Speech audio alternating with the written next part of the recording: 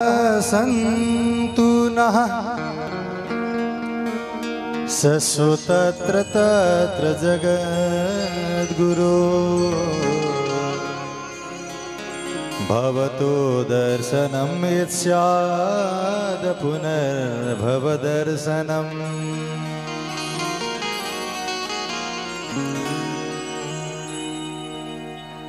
भगवान श्री कृष्ण जब हस्तिनापुर से द्वारका ओर चले, उसी समय में पांडवों का वंश को नष्ट करने के लिए अश्वत्थामा ने उत्तरा के गर्भ के नष्ट करने का प्रयत्न किया। तब भगवान के चरण कमलों में गिर पर कुंती उत्तरा ने कहा कि हे कृष्ण, मेरा गर्भ में पांडव का वंश है, इसको आप बचा दीजिए। तब श्री कृष्ण ने बहुत सूक्ष्म रूप धारण करके वो उत्तरा के गर्भ को बचा लिया।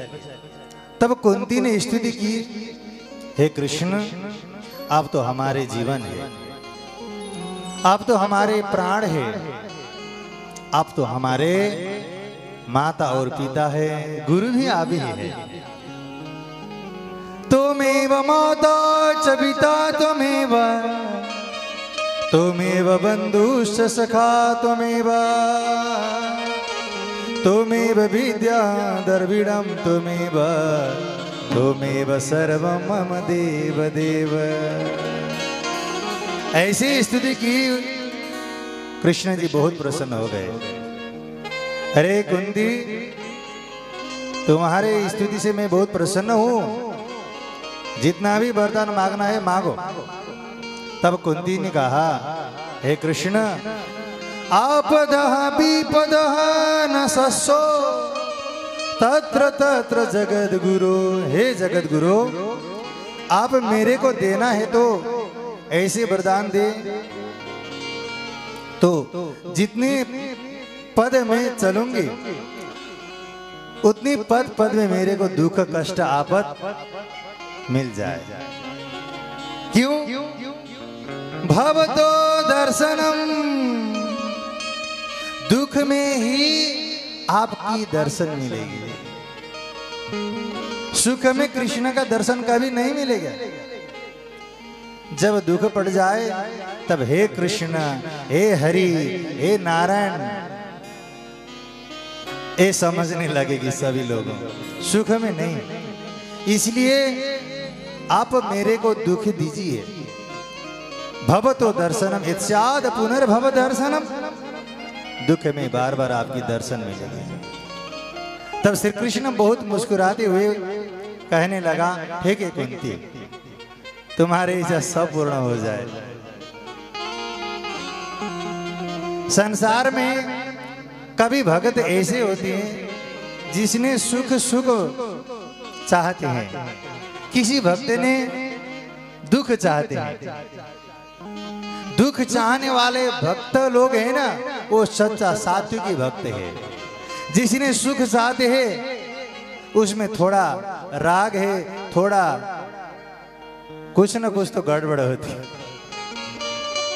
जिसने सुख चाहती है, इसलिए वृंदावन में आकर कभी भी बांके बिहारी जी से सुख मांगना नहीं चाहिए। हे कान्हा, मेरे को देना है तो दुख दीजिए, क्योंकि दुख में आपका दर्शन मिलेगा।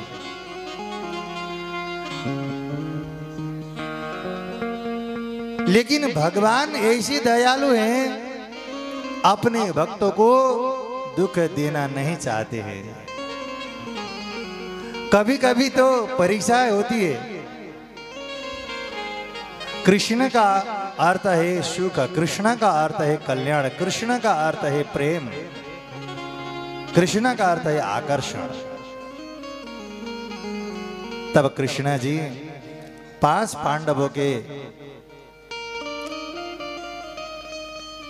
छोड़कर द्वारका चलने लगे। जब द्वारका में सभी भक्तोगण ने कृष्ण की स्वागत की।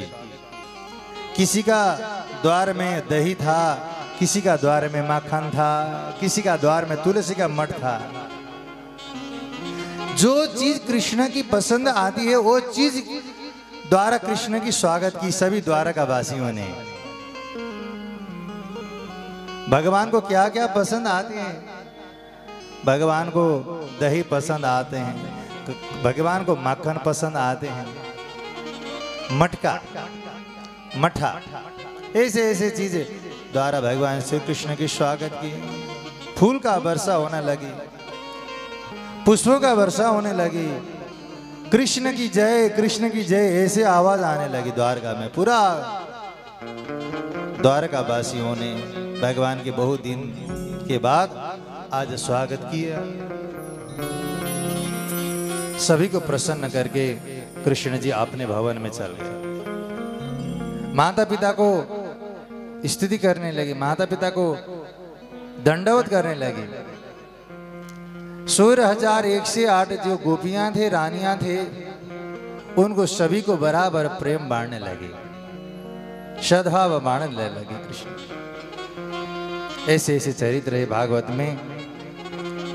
कामं बवर्ष पर्जन्य सर्व काम दुगामहि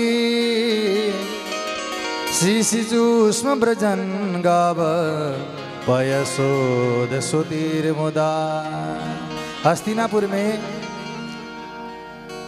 युधिष्ठिर को राज्याभिषेक की कृष्ण ने। जब युधिष्ठिर ने राज्य की तब वो राज्य में ऐसे ऐसी मंगल चलने लगे। कामम बवर्ष पर्जन्य, जिस समय में जल वर्षा होना था उसी समय जल बरसाने लगी।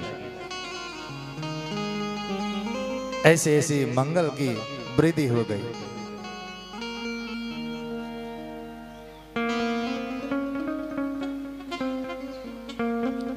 कृष्ण जी बहुत दयालु हैं।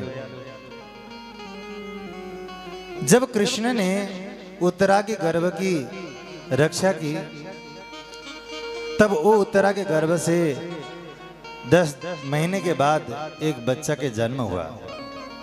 वो बहुत सुंदर था। इधर उधर देखने लगी जन्मने के बाद। तब ब्राह्मणों ने वो बच्चा का नाम रखा, इसको कृष्ण ने रक्षा की थी। ये जन्मने के बाद कृष्ण को ढूंढ रहा था, इसलिए ये परिता इच्छित इधर उधर देखने के कारण, ढूंढने के कारण इसका नाम आज से परीक्षित हुआ। जय बोलो परीक्षित महाराज की। एक कृष्ण के परम भक्त हो जाएगा। इसका सब चीज बहुत बहुत मंगल है, लेकिन एक बहुत अशुभ है, एक कारण है। क्यों? तब अर्जुन ने कहा, ब्राह्मणों ने वो अर्जुन का बताने लगे, हे अर्जुन, ये परीक्षित को ऋषि पुत्र की श्राप पड़ेगी। क्यों? क्योंकि कृष्ण ने इसको गर्भावस्था में भी चाहते हैं। जिसको कृष्ण ने चाहते हैं एन केन प्रकारेण, कुछ कुछ कारण से उसको दुख भी देते हैं, श्राप भी देते हैं। ये सब भगवान कृष्ण की खेल है।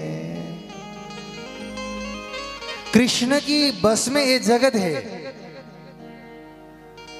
कृष्ण की इच्छा बगैर एक पत्ता भी नहीं हलती थी। सब कृष्ण की चाहना है, कृष्ण की इच्छा है। इसलिए आप चिंता मत कर। तब सभी ब्राह्मण चल गए। जब कृष्ण की स्वधाम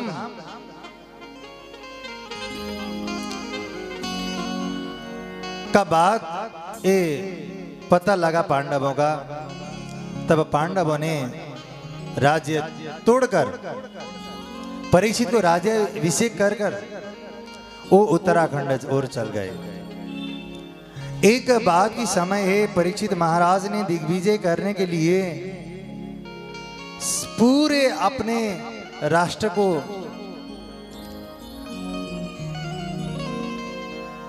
पहचानने के लिए वो भ्रमण किया। कली का दर्शन मिला। कली को न मारने के लिए परीक्षित ने वो धनुष उठाकर उनको खींचने लगे थे। उसी समय कलियुग ने कहा, महाराज मेरे को नहीं मारो,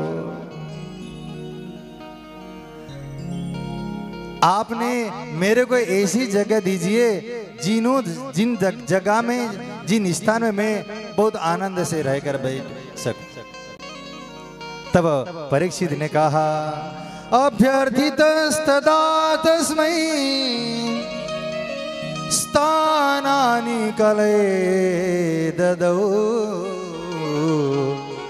द्यूतं पानं स्त्रियं सुना एत्र धर्म चतुर्विधः।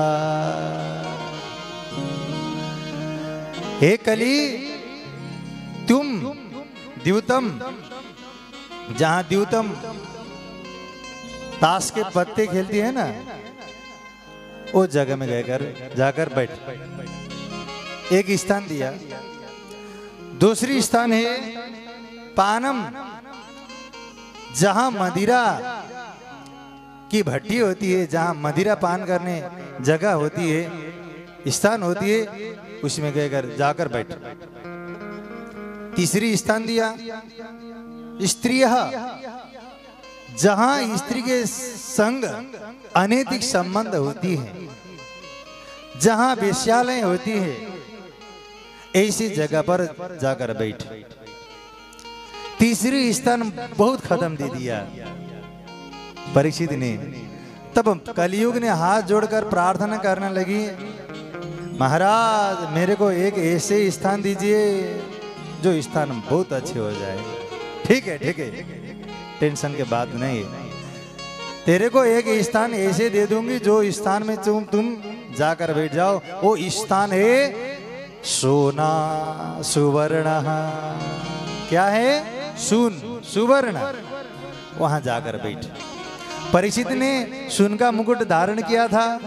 परीक्षित तुरंत वो परीक्षित के सुन के मुकुट में जाकर कली बैठने लगी। परीक्षित का बुद्धि भ्रष्ट हो गया। तब परीक्षित ने शिकार खेलने के लिए एक ऐसे वन में चल गए जहां उनका प्यास लगने लगी। एक ऋषि का आश्रम में चले गए। ऋषि को कहा, ए महाराज ऋषि, मेरे को जल दीजिए, जल पीना है। तब ऋषि ने नहीं सुना, उनका पता नहीं हुआ वो महाराज आए या चले गए, पता नहीं हुआ, क्योंकि वो उसी समय में समाधि अवस्था में थी। तब एक मृत जीव, एक मृत सर्प को मारकर ऋषि को गले में डाल लिया परीक्षित ने। वो बात शमीक ऋषि की पुत्र था श्रृंग को पता चला, जिसने मेरे पिता को अपमान किया। सप्ताहे समति ते तु तक्षकस्त्वां क्षतक्षति। आज के 7 दिन के बाद उसकी तक्षक नाग द्वारा काट कर उसका मृत्यु हो जाए, ऐसे श्राप पड़ा परीक्षित को। तब एक बात परीक्षित को पता हुआ, राज्य को त्याग कर अपने पुत्र जन्मेजय को राज्य अभिषेक कर गए। परीक्षित गंगा के तट में चले गए। सभी लोग आ रहे थे उस जगह में। महाराज क्या हुआ आपको? कुछ भी नहीं। मैं क्या करूं? संतों ने पूछने लगे। तब मेरे को मृत्यु के डर नहीं, एक डर है भगवान श्री कृष्ण के चरण में मेरा भक्ति लगेगी या नहीं लगेगी। मैं चाहता हूं मेरा दिल कृष्ण में लग जाए। मैं तो कृष्ण की आरती उतारो, मैं तो कृष्ण की भगत हूं, मैं तो कृष्ण की एक ऐसी भक्त हूं जो कृष्ण मेरे आगे आ जाए तो मेरा सब दुख नष्ट होती है। दिल में तुझे बिठा के